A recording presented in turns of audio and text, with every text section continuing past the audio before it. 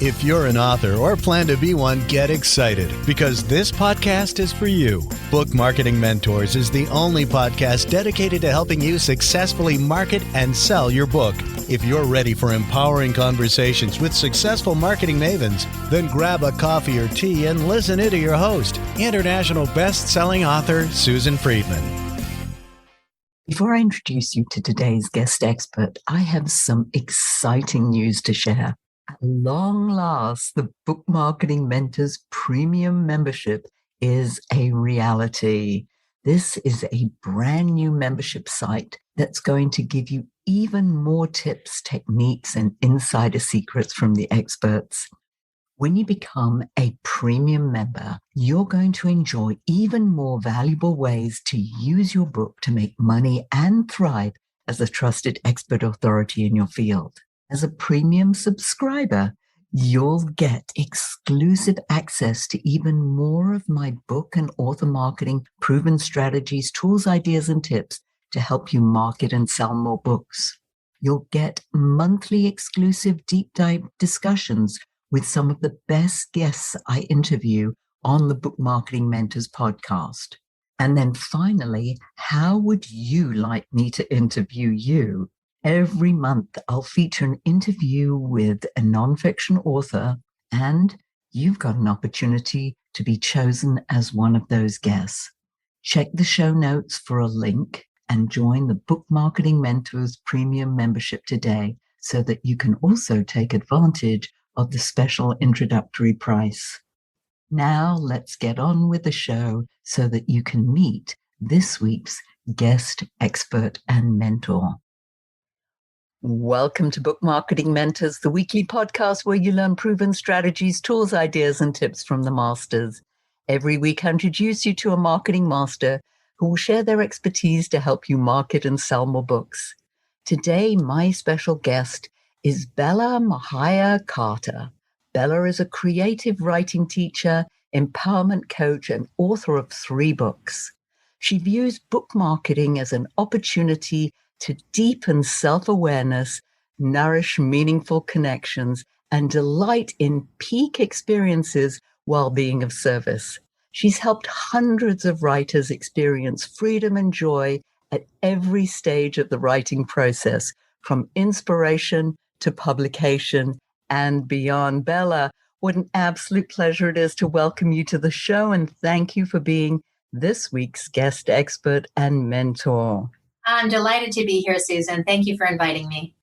Bella, we could talk about so many different things when it comes to books and book marketing, but I know that you have a secret sauce when it comes to book marketing. Is that something that you would be willing to share with our listeners? Yes, I actually have a couple of secret sauces. The first one is to know who you are as a writer. Part of that is asking questions like, what do I write about? And why do I write about this? And who do I want to share it with? And once you have an idea of who you are as a writer and what you're writing and who you want to share it with, you start to have an understanding of your audience. And that becomes very important. So I would say that the first secret sauce is knowing who you are as a writer, which is connected to who are the people that you'd like to have conversations with. And then the second piece of the secret sauce is related to my new book, Where Do You Hang Your Hammock? Finding Peace of Mind While You Write, Publish, and Promote Your Book. And I tell a story in there that I'll just repeat briefly. I'll give you the short version of the story because it'll point to what I'm trying to get at here. 10 years ago, my husband and daughter bought me this beautiful Mother's Day gift. It was a hammock. And I loved the gift, but I didn't know where to put it. And I thought, well, what am I going to do with this? And finally, we decided to tear down an old rotting shed on the side of the house and set up the hammock there. I loved the hammock there. It was the perfect spot for it. But then one day I got into my hammock and something was wrong. And I didn't know exactly what it was. But I looked up and I noticed that the tree branch providing the shade to my hammock had been cut down. The tree was on my neighbor's property. The limb of the tree went through a hole in the fence and provided this beautiful canopy of shade for my hammock. I was pretty annoyed. He didn't ask me if he could do it. And so for 2 months, I tried different things. My husband came up with some suggestions like, we can plant something there. And I thought, no, it'll take too long to grow. oh, let's get a shade structure. No, I don't want to look at a piece of plastic. I want to look at the sky. And so there were all these reasons why everything was just ruined. So for 2 months, I avoided my hammock. And then at the end of the summer, one day, I was really just tired and longing for my hammock. And I decided to just go outside and just drag it a little bit so that it would be under the shade of a different tree. I did that, and I got into my hammock and I looked up and I thought, oh my goodness, why didn't I do this sooner? It was a beautiful view. And what I realized was that the reason why I didn't do that sooner was because my mind had been fixed. I had a lot of rigid thinking, and I thought, well, if it can't be the way I think it's supposed to be, then forget it. It can't be anything at all. I now move my hammock all the time, and I realize that there isn't a bad place in my yard for my hammock. But the point of the story is just to say that the second secret sauce to book marketing is be willing to change your perspective. When things don't unfold the way you expect, the way you think they should, then ask yourself the question, well, how can I look at this differently? How can I change my perspective? Maybe it's time to move my hammock. I absolutely love that story. And it reminds me, Bella, of the fact that our neighbors, they just sold their house and a new owner's come in and they've taken down all the trees that were separating us from the neighbors. Oh, no. I'm like, first of all, I was devastated that they took down these trees, these beautiful cedar pines. Secondly, I was like, oh my goodness, we're now exposed in a way that we've never been before. We've been living here 20 plus years. You get used to things over the time. I'm now having to see this from a whole new perspective and look at, well, what are the benefits of these trees being taken down, which are so sad. I cried. I saw them being sawn down. But yeah, that rigid thinking often does get in our way. It's hard to change a habit, or even, I think, when it comes to our books, falling in love with our stuff that perhaps other people are not quite as in love with as we are. What do you have to say about that? I would say if somebody is not as in love with your writing as you are, maybe you haven't reached the right audience. Because not every book is written for every person. And that's why I started this conversation by saying, know who you are as a writer and know who your audience is. Because ideally, when you're writing something, I mean, if you're writing something that is, information that you want to share, that you feel passionately about, that you've been studying, something you're an expert at something and you want to share this information, the chances are there are people out there who have problems that your book could solve. Really, it's a question of asking yourself, well, what is this that I'm writing and how can I help solve someone else's problem? And when you are clear about those two questions, other people will be excited about what you're sharing. I love those questions. And it's a different perspective as to who you are and who you want to serve. So many times we talk about find your avatar, find the persona, your niche, your target audience. But I love going back and looking at yourself and what is it that you do well and how can you serve in the best possible way the people who need what it is that you have to offer. Yes, and I would say forget your persona, close your eyes, get quiet, stop moving so fast, and connect with who you really are. Be yourself. Come from your authentic center. Beautiful. How about book promotion? I know that you talk about doing things smarter rather than harder, which is my recipe for everything. I'd love to hear your perspective, especially when it comes to book promotion. Oh, great. I love that question. What I call doing things harder is looking around at everybody else and seeing what everybody else is doing, listening to all the experts and thinking that you need to do everything that everybody is suggesting, particularly the experts, particularly the authors that you admire. It has to do with looking outside yourself to try to figure out how to navigate your world through book promotion. I think that's working harder because you can be like a hamster on a wheel running around in a million directions. There's a lot to do. There's a lot of advice out there. There's a lot of people that will tell you what to do. To me, that's working harder. To me, working smarter means slow down. Surrender, pay attention, listen, see what feels right from the inside out rather than from the outside in.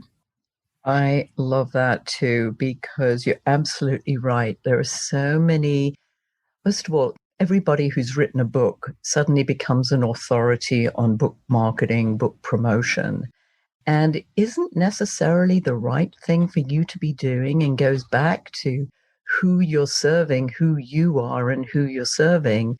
You're right. It's like going on that hamster wheel round and round, because one week it's social media and another week it's doing a virtual book tours and another week you've got to write articles and you've got to be on this platform and that platform. And I did it this way and I was so successful that you should do it this way. I mean, I'm just exhausted just saying all of that. Exactly. And as I'm listening to you, I'm thinking the truth is the right way to do this is to pay attention to what it is you enjoy doing.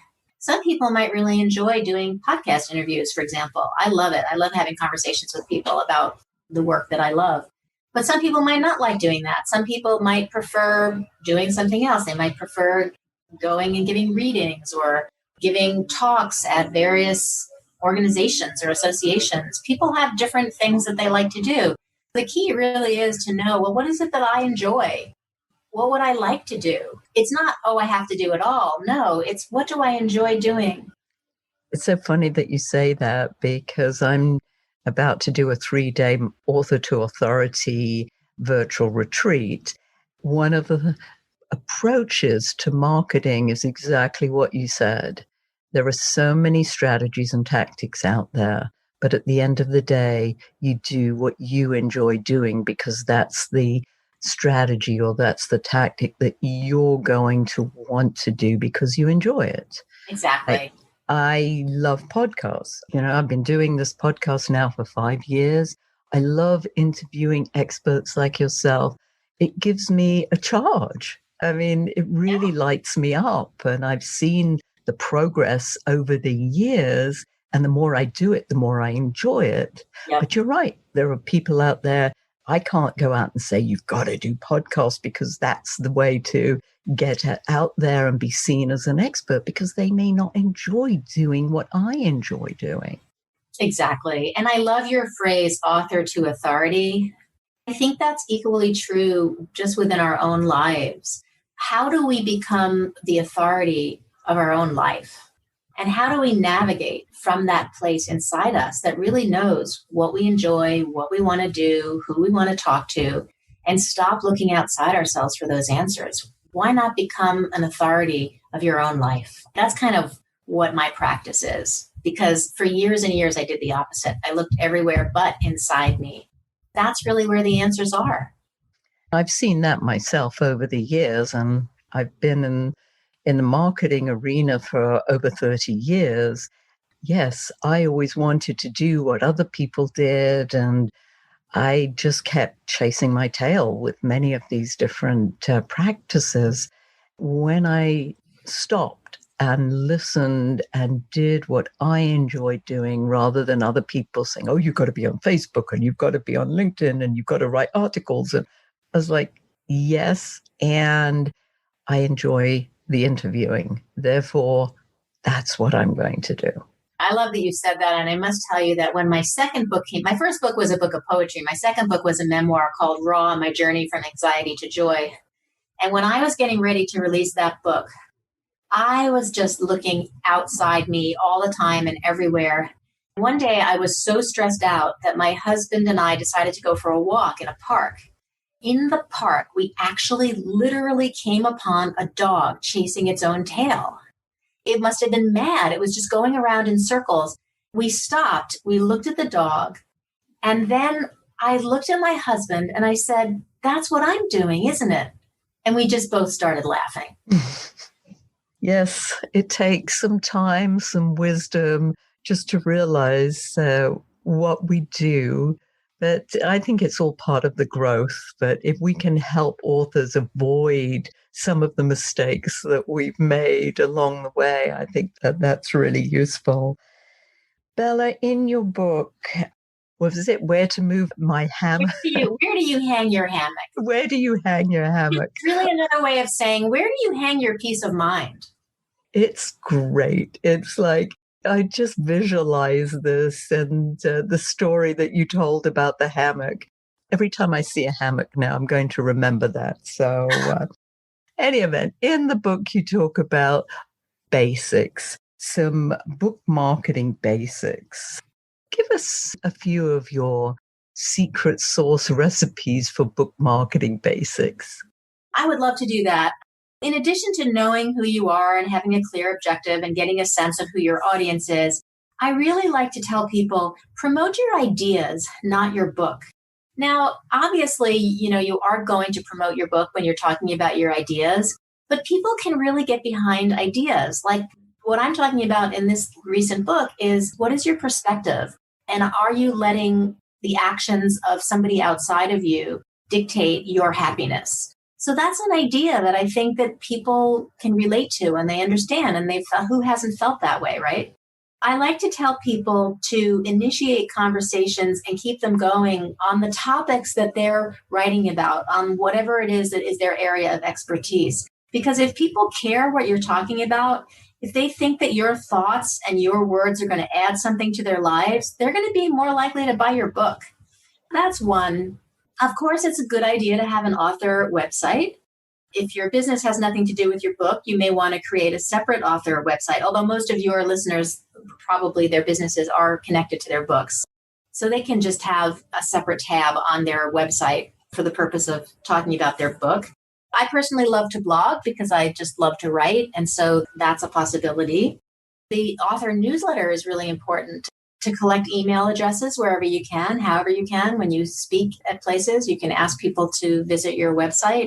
But when you send author newsletters, you have to be selling you have to be sharing relevant information that's going to help people. So you're not just sending out, when I first started years ago in the early days, I would just send out information about my offerings and, what was going on. But then I realized, no, in fact, the best thing to do is to just give people free stuff, give people free advice, share your thoughts. And whenever I send out an author newsletter, which is about once a month, I think each month about, what do I want to share? What information do I want to impart? What inspiration do I want to provide for people? I love the author newsletter, and people often respond to my author newsletters. They make comments and I write back. So it's a great way for me to directly interact with the people who are interested in having conversations around these ideas of freedom and perspective and peace of mind in the writing life. One of the things that you said is promote your ideas rather than go about selling the book. That's absolutely in line with what I tell my authors and say, it's not about the book, it's about your message in the book, it's about the value that book brings, because that's what people are going to buy. People don't buy books. They Right. buy what the book does for them. Right. The fact that you put it in terms of promoting your ideas, that's perfect. I love that. I think that's true. And I also would say, have a great product. Then no matter how you publish, whether you go with a hybrid press or you self-publish or you even with a traditional deal, I would say make sure that the quality of the book is as fine as it can be. Out of respect for your reader, when I pick up a book and it's riddled with typos, I can't get through the first chapter, I'm just going to put it down. I feel like it's important, and especially with indie publishing, if you're going either with a hybrid press or or self-publishing, it's worth it to pay professionals to edit your book, to design your book cover, and the interior of your book. And it should go through at least 3 stages of editing. It should go through developmental editing, copy editing, proofreading, and those services are well worth whatever you're being charged for them. Very much so. And it's unfortunate, but being self-published, there's a stigma about that in the marketplace, as you probably know, because so much garbage is going out there. Anybody who's anybody can put something up on the internet and say, oh, I'm published, I've got a book out there. As you rightly said, it's full of mistakes. It's not been edited. It's got a cover that some high school person maybe designed. I don't know. There is some really trashy things out there.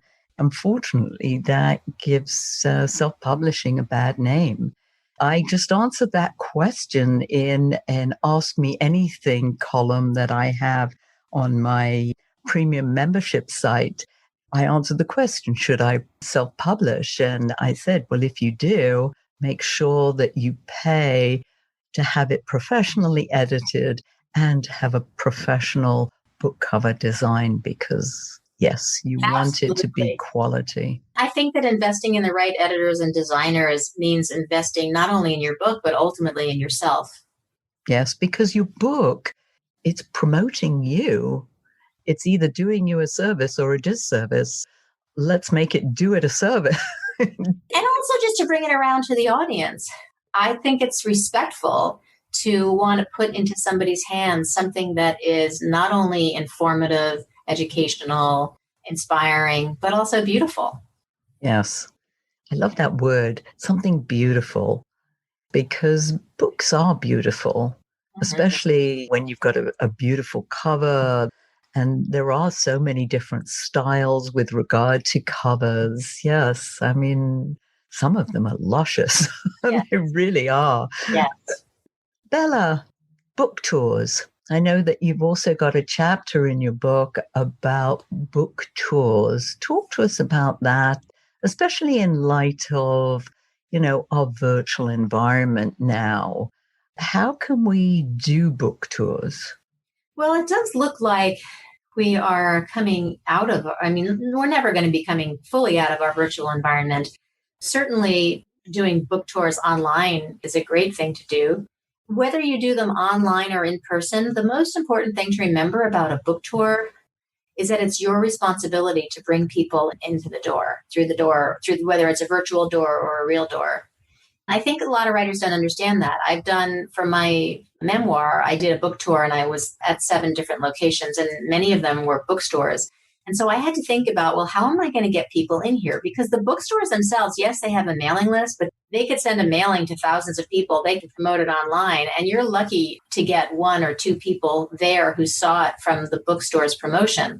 But it's really your responsibility. So what I did when I was promoting my memoir was I thought, okay, well, where do I know people? How can I take something that's going on in my life and combine it with a book tour? So, for example, the publication of my second book happened to coincide with my 40th high school reunion. So I reached out to the reunion coordinators and I asked them, hey, it was being held in New York at a hotel. And I reached out to them and I said, would it be okay if I had this event? Like we were meeting, Friday night. And, would it be okay if I had this event Friday night and then it wouldn't interfere with any of the events from our reunion? It would just add an event to our reunion that would, of course, would be optional. And they were delighted. They thought it was fabulous. They loved the idea. But then I also reached out to lots of people that I knew that I liked that were friends and acquaintances from high school. I reached out to them personally on Facebook and invited them.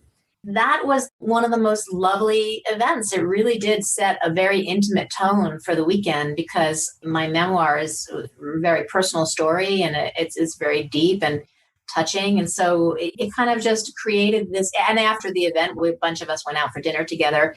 So the idea is you have to think of ways, how can you get people in the door? Another event that I did was in Virginia because my sister lives in Virginia. And she scouted out a wonderful bookstore and she invited all of her friends. She said, come hear my sister. She's going to be sharing from her memoir. And she brought in, 30 people. And so we had an event. And same thing in Northern California. I had a bunch of friends who lived in Northern California. What I decided to do for that event actually was so my book is published with She Writes Press, which is another hybrid press. What I did was I got in touch with the director of the National Memoir Writers Association, Linda Joy Myers, and I invited her to head up a panel, and I invited other memoirists, and you certainly could do this with any genre, it doesn't have to be memoir, to have a conversation. I created a theme, I created an event, and I invited other authors who lived in the area, and that event was packed. It had so many people because people were coming to listen to there was a panel of like 5 of us, and we were all established authors with our own following. A lot of people attended that event. And so I always say, think outside the box. think about how can I get people in the door? It's my responsibility. And if you don't feel like you can get enough people there yourself, team up with other authors.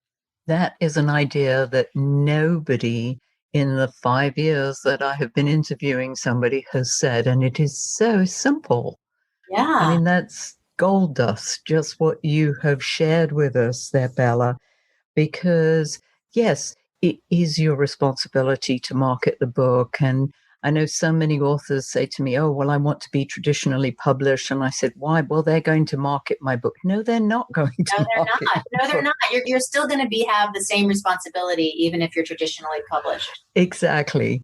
And the same, I say with Amazon, because Amazon's just a shop window. You have to bring people to that shop window, which involves marketing and letting people know. So everything turns around constantly to the fact that you need to be doing the marketing. You need to be getting people to your events. It's your responsibility. I would say fall in love with marketing as much as you can because you need it. It's got to be your friend because it can really help you. I love that. I think that's so important. I think the question to ask is, okay, where's the fun here? How can I find fun here?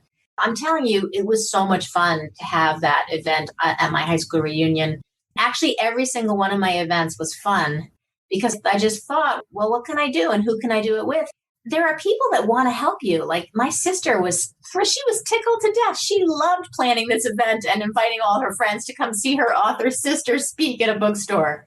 She was so proud of you. Of course, she's going to get people. Hey, my sister's an author. She's a published author. Exactly. She's a celebrity. Come and see her. Come and meet her. Get her autograph. Listen to what she has to say. Yes. Yeah. And they were a great audience. And it was great to meet all her friends. You really can just think about think about places you've lived, places you've gone to school, who you know who might want to help celebrate what you're doing.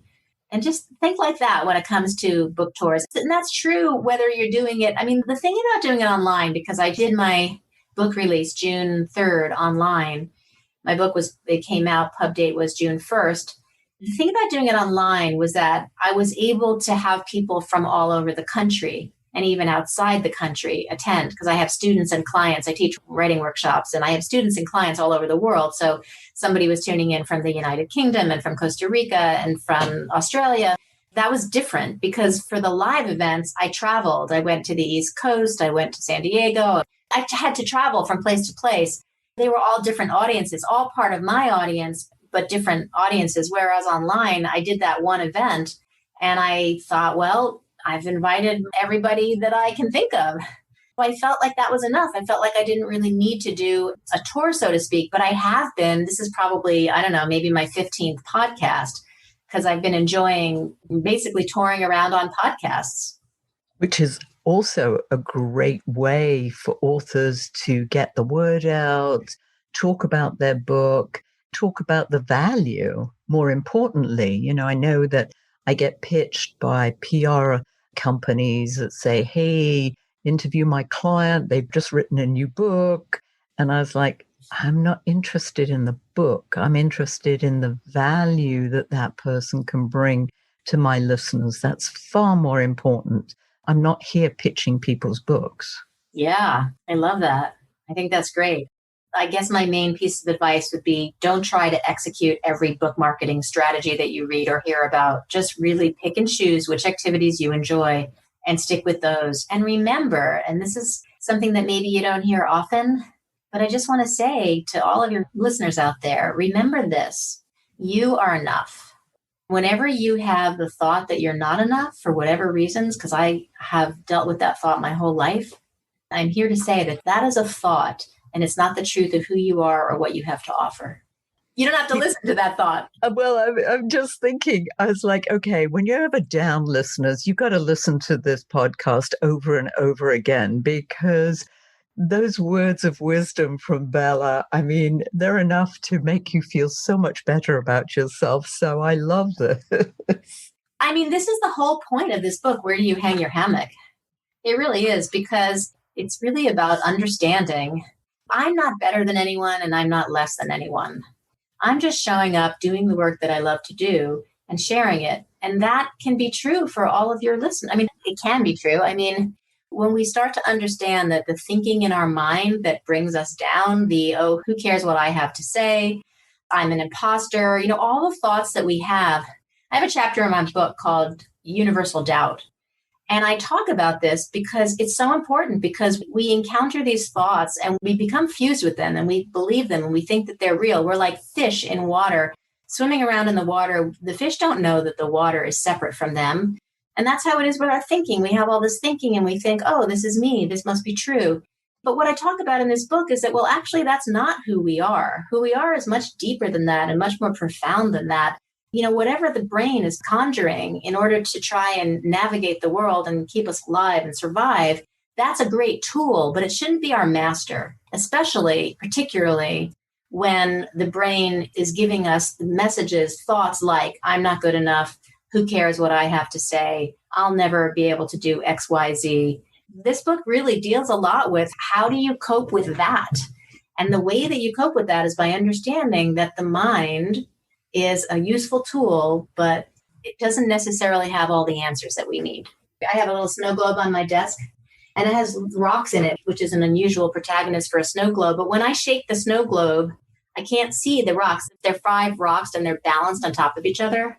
When I shake the snow globe, that's how my mind was when I came across that dog chasing its own tail. I had no clarity. I had no balance. I had no equilibrium. I couldn't make decisions from that place.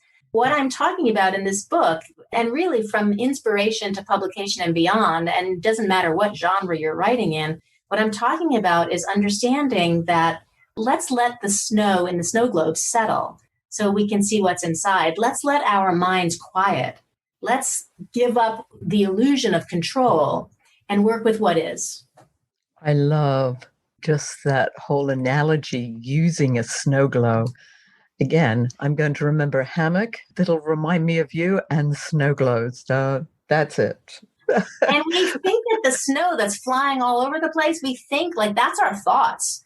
We think that's our truth, but that's not our truth. That's just a bunch of conditioned responses and thinking that's, changes and shifts and creates different emotions. But there's something deeper inside. And it's really, I say, navigate from that something deeper inside, and you are golden. You cannot go wrong. I know that our listeners are chomping at the bit to find out more about how can they contact you if they want to get more of your wisdom. Share that with our listeners. Yeah, visit my website, www.bellamahaya.carter.com. I offer a piece there that I don't offer anywhere else, which is 10 ways to nurture yourself while writing, but you can absolutely consider that also to be 10 ways to nurture yourself while you're out there promoting or marketing your book. It's all connected. So that is just a free gift that I offer people that join my newsletter. And again, the newsletter comes out once a month. And the newsletter is really just along the lines of what I'm talking about. I just share my insights around how can we be freer? How can we have more space in our writing, in our lives? How can we have more confidence? How can we have peace of mind while we write, publish, and promote our books? Beautiful. Thank you. And if you were to leave our listeners with a golden nugget, what would that be, Bella? I think there's 3 golden nuggets. I've talked about them all. I would say the first one is just know who you are, know yourself, slow down enough so that is possible. Surrender what you can't control and work with what shows up with an open heart, and know that you're enough. Know that what you're doing is an act of generosity of spirit. Whoa. I have to take a deep breath to take all of that in. Beautiful. Thank you. I have to thank you from the bottom of my heart for all this beautiful and just amazing wisdom that you've shared. Thank you for taking time to be our guest. And thank you all for taking time out of your precious day to listen to this interview. And I sincerely hope that it sparks some ideas you can use to sell more books. Here's wishing you much book and author marketing success. The time is now to take action and finally build your book-selling empire. And the great news is that Susan is here to help you. Visit bookmarketingmentors.com and sign up for a free 15-minute book marketing strategy session with Susan. She'll help you discover your first steps to marketing and selling your book.